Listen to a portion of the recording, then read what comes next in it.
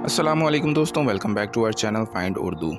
Pray prey का मतलब है शिकार या शिकार बनने वाला। प्रे का मतलब होता है वो मखलूक जो किसी और के लिए खुराक बनता है, जैसे जंगल में शेर का शिकार हिरन।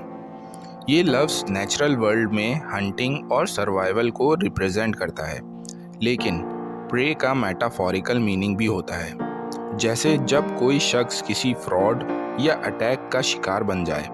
ये लफ्ज़ अक्सर मजलूम या विक्टिम के लिए भी यूज़ होता है। जंगल में शिकारी अपने प्रे का इंतज़ार कर रहा था। The deer fell prey to the tiger. हिरन शेर का शिकार बन गया। तो दोस्तों, प्रे का मतलब है शिकार या किसी किस्म का विक्टिम। उम्मीद है अब आपको प्रे का मतलब समझ में आ गया होगा। मिलते हैं नेक्स्ट वीडियो में। शुक्रिया।